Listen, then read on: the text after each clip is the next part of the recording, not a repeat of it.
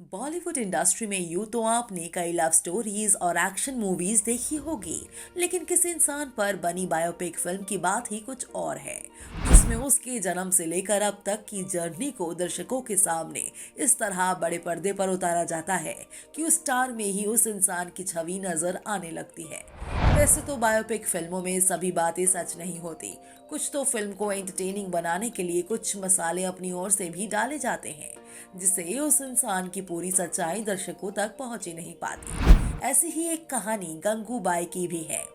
जी हाँ, संजय लीला भंसाली द्वारा निर्देशित biopic movie Gangubai Kathiawadi release होने के बाद से ही खूब सुर्खियां बटोर रही है। फिल्म के डायलॉग और सॉन्ग लोगों की जुबान से उतरने को नाम ही नहीं ले रहे। लेकिन क्या आपको पता है आखिर कौन थी ये गंगूबाई? 16 साल की एक लड़की जो मुंबई के रेड लाइट एरिया में जबरदस्ती लाई गई और एक डॉन के घर बेखौफ होकर घुसी और उसे राखी बांध आई। इस लड़की ने रेड लाइट एरिया में काम करने वाली सेक्स वर्कर्स के हक के लिए प्रधानमंत्री तक गुहार लगाई। गंगूबाई काठियावाड़ी किताब माफिया क्वीन इन मुंबई बेस्ड स्टोरी है, जिसे एस हुसैन ने लिखा है और इसी किताब में बताया गया है गंगूबाई काठियावाड़ी के बारे में। गंगूबाई का असली नाम गंगा हरजीवन दास था, जो कि गुजरात के काठियावाड़ की एक लड़की थी। गंगा को बचपन से ही पढ़ने लिखाई में कोई दिलचस्पी नहीं थी, क्योंकि वो बॉम्बे जाकर एक बड़ी हीरोइन बनना चाहती थी। एक दिन गंगा के पिता के पास एक लड़का काम करने आया, जिसका नाम था रमनीक। रमनीक पहले ही मुंबई में कुछ समय रह चुका था। गंगा को बॉम्बे जाने के लिए एक रास्ता मिल गया था। पहले तो गंगा ने रमनीक से दोस्ती बढ़ाई और फिर धीरे धीरे ये दोस्ती प्यार में बदल गई, जिसके चलते दोनों ने घर से भागकर शादी भी कर ली। इसके बाद दोनों मुंबई पहुंचे, लेकिन कुछ दिन बीतने के बाद रमनीक के पास पैसे खत्म हो गए। तब रमनीक ने गंगा को उसकी मौसी के यहाँ रुकने को कहा। गंगा रमनीक की बात मानकर मौसी के साथ टैक्सी में बैठकर चली गई, लेकिन गंगा ये नहीं जानती थी कि उसके पति ने गंगा को 1000 रुपए में बेच दिया था। मौसी गंगा को लेकर कमाठीपुरा पहुंचती हैं, जो बॉम्बे का मशहूर रेड लाइट एरिया था। गंगा को जब ये सब पता चला तो गंगा बहुत चीखी चिल्लाई, रोई, लेकिन घर से भागने के कारण गंगा वापस घर भी नहीं जा सकती थी।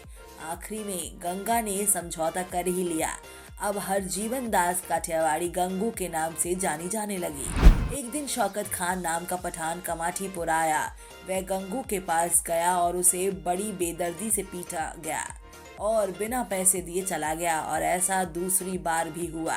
दूसरी बार पठान ने गंगू के साथ बदसलूकी तो की ही, साथ ही साथ उसे इस तरह नोचा कि गंगू को उसी समय अस्पताल भर्ती करवाना पड़ा।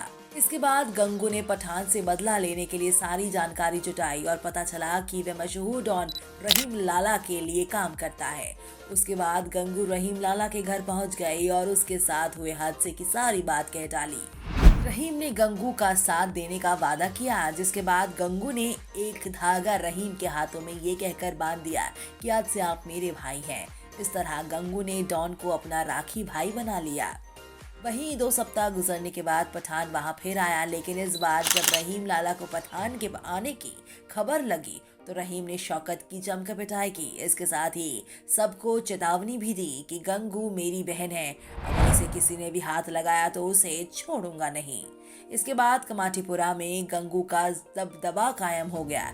इतना ही नहीं, गंगू ने चुनाव में भी पहले घरवाली पद को हासिल किया।